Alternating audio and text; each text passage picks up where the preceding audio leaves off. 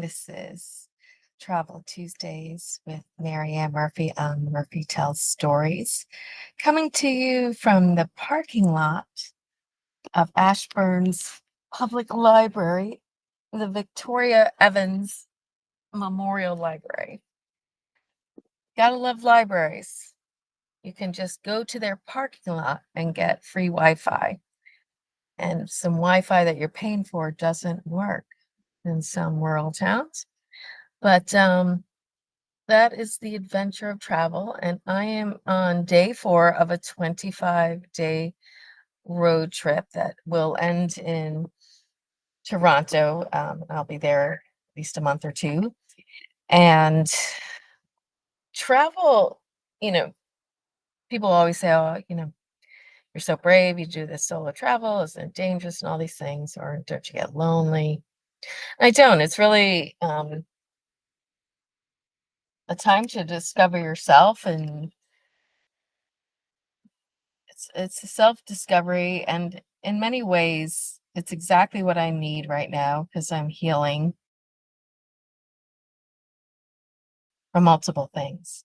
And what makes travel a healing modality is it disrupts your routines, your thought patterns. It requires you to access your neuroplasticity of your brain because you're out of your routine, out of place, and distance does matter. So you need to go far from where you're used to going, and you meet new people, new foods, the typical things that you're seeing in your day-to-day environment are different. And it can help disrupt if you've been in negative loops of thinking, it can help disrupt that. And disruption is is an avenue towards healing. So I'm really excited that I'm on day 4, and already like my plans have I've been met with changes and surprise um, additions. And I remember watching this program once, and I wish I could credit the woman because the quote is brilliant. But she said, "God bless the flexible, for they will not be bent out of shape." And I thought, how perfect is that? And I think that's what travel on your own helps you develop, that skill of resilience, flexibility. Uh, those are good skills when dealing with stress. And travel is an enjoyable way to improve that skill set. And so I'm in Ashburn, Georgia, visiting a friend of mine. She's a retired educator, full-time RVer now, and uh, uh, she has a bumper sticker on her RV that says, "Retired educator, all children left behind," which I think is hysterical. She loved being a teacher, but I'm sure, as many of you know, being a teacher is not easy, at least not in the United States. It's not. And but this town is small, and like Publix is a major supermarket here in Florida, Georgia. I think it goes all the way up to Carolinas even. And I had to drive 20 miles to get to that. The local grocery store that they have here is the Piggly Wiggly, which used to be present in South Florida. I think it made its way out in the 90s, perhaps. We moved to Boca Raton from Long Island in 1986. And I've always been a part of a traveling family. My father worked for Eastern Airlines. My mom loved to travel. So me traveling was never the concern that it creates for some parents.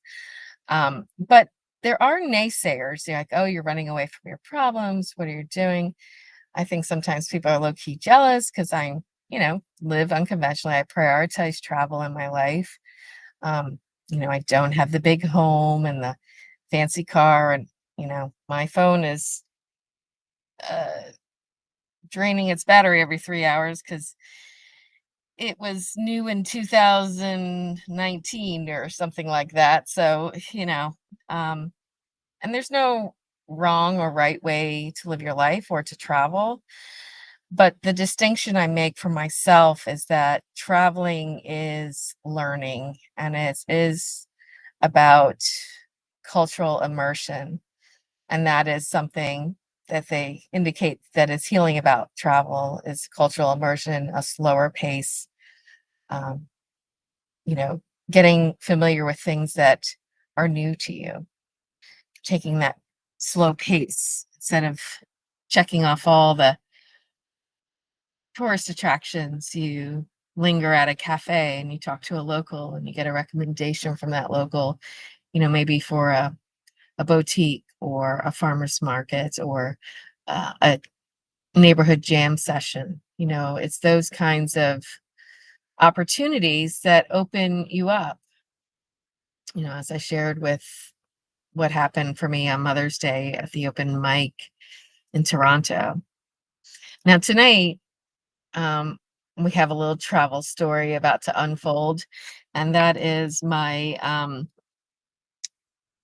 friend G Money, her neighbor, popped over last night when we were making s'mores. Apparently, he really likes marshmallows, and he's a 34 today. Today's birthday. Happy birthday, Jacob!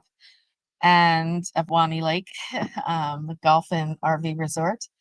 And he's, I guess, originally from Michigan, he said, but he has a girlfriend, but she lives up there, and they're doing the whole long distance thing. And he just got back from seeing her, but he mentioned how he's never really celebrated his birthday with anyone.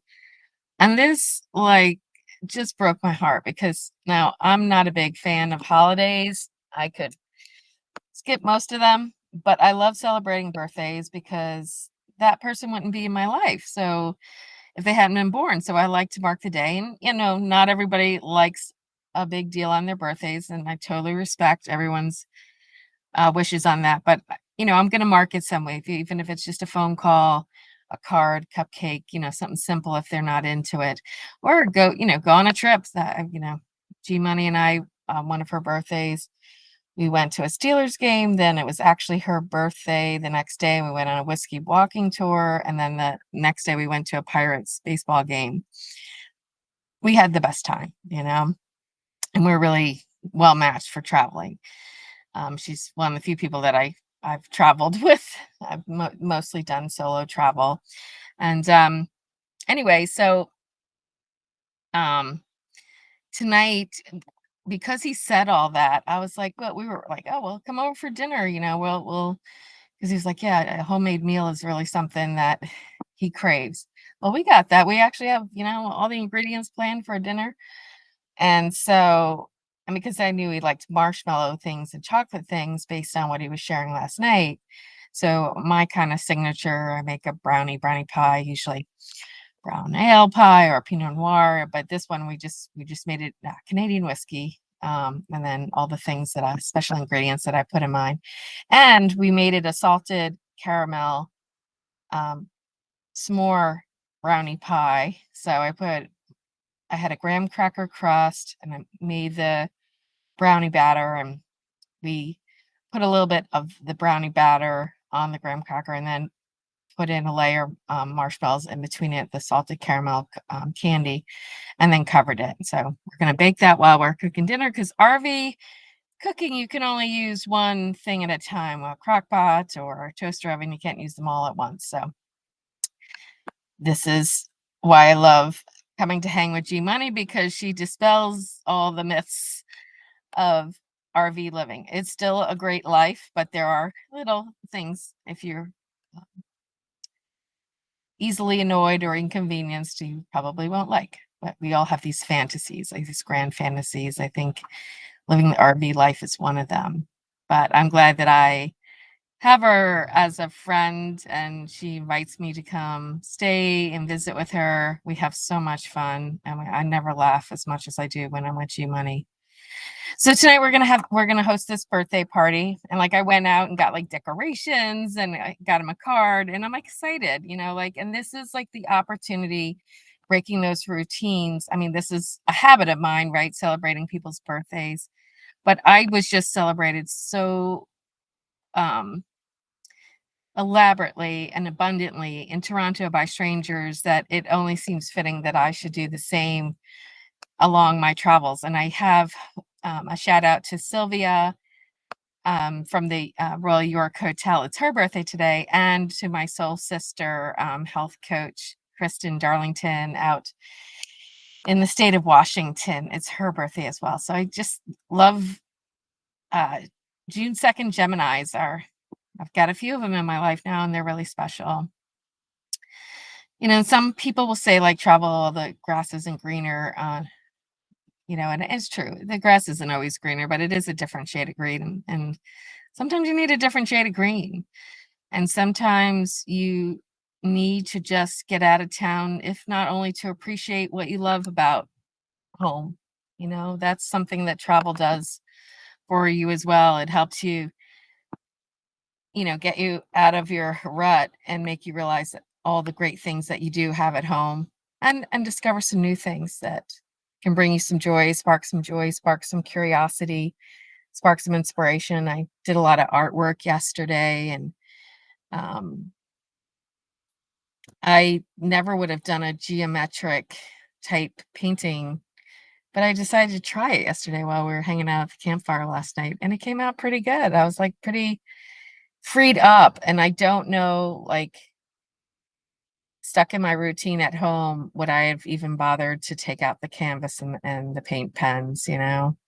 So it is good to get out of your norm and travel a little bit. Even, you know, we don't all have the same budget or PTO, or, can't get away, but, like, just take that long drive, put on the radio, put on your favorite Spotify tune,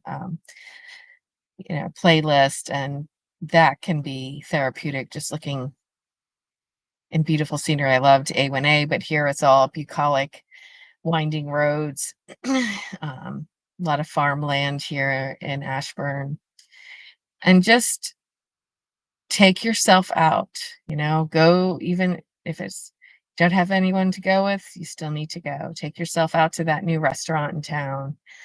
Um, if you always wanted to take a pottery class, what better time than now, the summer, to try something new, and see how travel can show up for you in small ways, but in really big ways of healing, and moving your life forward. So I'm going to keep it short and sweet tonight.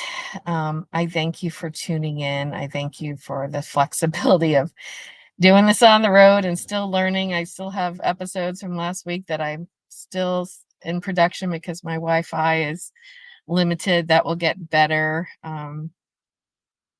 after Sunday. So thanks for supporting me and hanging with me, and listen to what I have to say when I tell a story. So wishing you a wonderful Taco Tuesday, and thanks for tuning in, and be well. And until next time, take care.